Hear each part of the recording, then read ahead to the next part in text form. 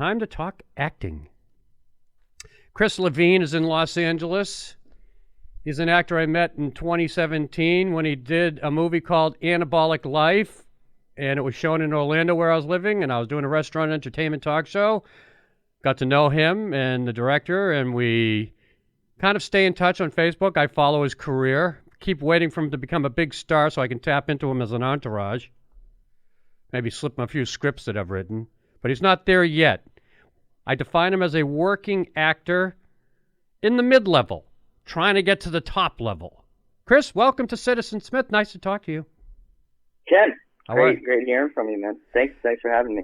So you've been staying busy, though. You've been on stage, you've done some movies, and you know you're a working actor. You did Anabolic Life in 2017, which was, and then you went into I Hate Kids in 2019, then The Handler 2021, No Way Out 2020, and also your latest movie, Bad Bones, filmed in Alaska, my former state, and Justin's, my producer here, which intrigued me because you just finished filming Bad Bones. First of all, what's it about? So Bad Bones it's kind of like an Amityville horror type thing where I moved my sick wife to a house unknowing to her that this house has maybe healing properties of some sci-fi sort. And I end up probably playing with science too much and lose control of the situation. Is it the lead? Of course. So how long did you film in Alaska, and where were you? So we were in Anchorage in just a little suburbia neighborhood.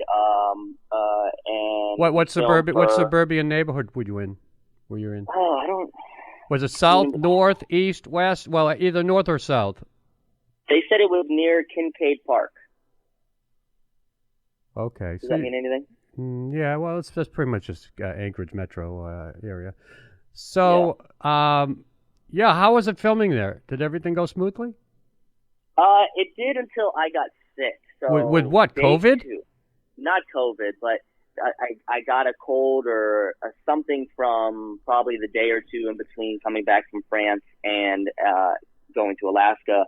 And I brought it to set day 2, started losing the voice, and then I gave it to my wife in the film.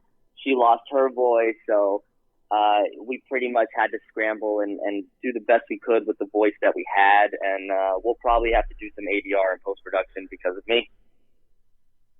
How long did that go on for? The entire shoot. I was sick the entire time. Coughing every night. What a bummer. Bummer, yeah. And I'm, I always take, right before filming, especially in a lead role, like I take it very serious. I try not to go out. I don't really try to hang out with people. But Cannes Film Festival was like the week before, and it was a last-minute trip. And, I usually don't do things like that, but sadly, it was an opportunity I had to take, and I ended up, paying the price for it, and hopefully it doesn't mess with production too much, in the end. Yeah, these are the things that go on in the background. I often wonder, like, how often that happens in movies. For example, I just did a little bitty extra role for the hell of it, even though I've done some acting in movies and shouldn't be stooping to that level, but. They have they say, once you're done, get a principal role, you don't go back to doing an extra role. But they were shooting the movie Don't Look Up with Leonardo DiCaprio and Jonah Hill and Meryl Streep. And I just wanted to check out the set and the director. And I had a nice scene where I was in the front there where they were on stage making a speech on a battleship. But it was a really miserable, cold winter shoot. And all I could think is, how do these actors, not get sick in these conditions out there every day? And I wonder how much that does happen in adverse conditions like extreme damp weather and such that you faced in Alaska. And it probably happens more than you think. Yeah. I think with those kind of situations on those bigger budget movies, they can, because they only shoot 2 to 3 pages a day, right? So because of that, they could probably push you a few days till you're feeling better and move things around a little bit without totally destroying their budget or shoot. But with on a 12-day indie film where you're shooting like 10 pages a day, you don't really get that luxury. You just have to man up and work your way through it, and it's terrible, terrible. So interesting. Your husband and wife now, a team of actors. How did that happen? Well, she's just my wife in the movie, not in real life. Oh, I thought she was your real wife because you said your No, wife no, and just wife was okay. So she's the wife in the wife movie. in the movie. Okay, yeah. Yeah, exactly. Yeah, Who was the director and did he write the script as well? he did. His name is Scott Eggleston, and I actually met him. This will be my fourth time filming in Alaska. First time with Scott, and I met Scott on my other Alaskan film I shot in November. And What was that we film? were talking. So that one is called Woods of Ash, and that's in post production. I actually have a little team in Alaska over near Wasilla, where is it Point McKenzie area, Mm-hmm. and we own some land over there, and we could do whatever we want on the land. My director, co-writer, production designer, he's like a madman with building. He's so good at it. So whatever we need, he creates on the spot. And yeah, so we have a couple films coming out through that production. But I met Scott on one of those, and we were joking about Anabolic Life, and he has a master's in film, and he's like, yeah, I haven't done a feature, but this and that. I was like, listen, man, I'll act in it for free, but I won't do a short film. It's got to be a feature, and it's got to be good. And so we joked about it, and then a few months later, he was like, here, check out the script I wrote for you. And I was like, all right, let's do this thing. Is the reason you're doing stuff in Alaska because they offer money, stimulus money, or not? What is it, the word I'm looking for? Yeah, the tax credit. Yeah, they offer tax credit. Is that why you're getting involved with land there and going up there to shoot?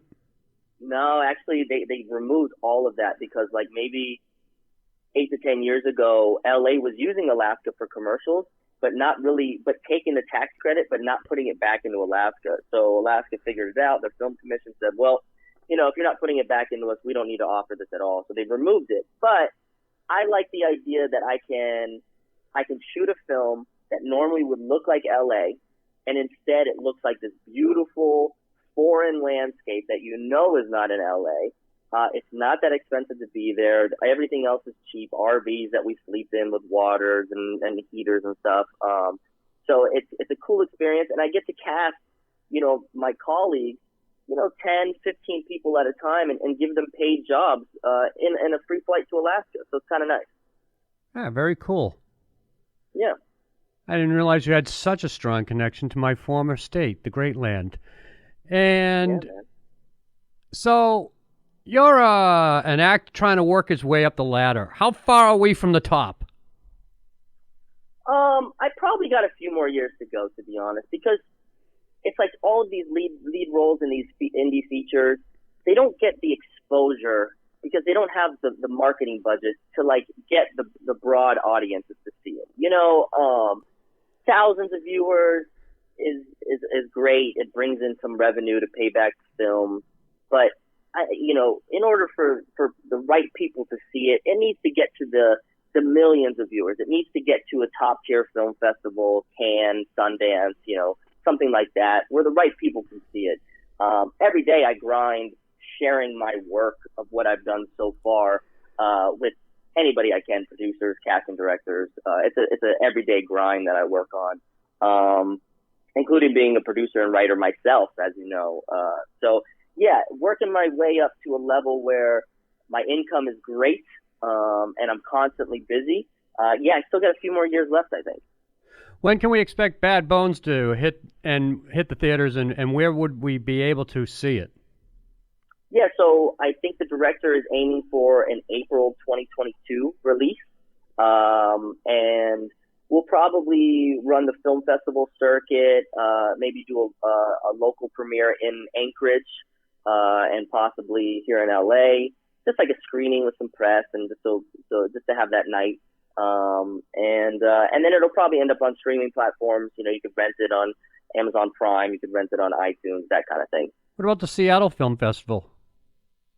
Yeah, Seattle doesn't have a film market, so I'm not saying that, up to Scott on where he wants to submit it to. I like the Seattle Film Festival, but I think in reality, if it doesn't have a market attached, it's just for a laurel at that point. You really want something that South by Southwest, things like that, that, could get it in the eyes of the right people that are like, hey, you know what, we're going to put some marketing dollars behind this and see what happens. Are you a full-time actor, or do you have to supplement your income somewhere else, or are you making enough coin that you can keep going just as an actor? I make enough where I can keep going as an actor, but I also have multiple forms of income. I don't make enough through SAG-AFTRA to have health insurance. Yeah. So I have, because you have to continually make every year a stupid amount of money to get health insurance through our union. Yeah. It's like $30,000 a year. So I had it for 1 year, and then after my income from my movie and The Big Miracle, which was filmed in Alaska, I couldn't keep it up because it's like $600 or $700 to maintain it. Yeah, and it's so silly to me how if I have a bad year, I lose my health insurance. Not only do I not make enough money to live, but now I lose my health insurance too. I think that's so crazy. But so I do have other avenues of stream of revenue that also provide health insurance for me too.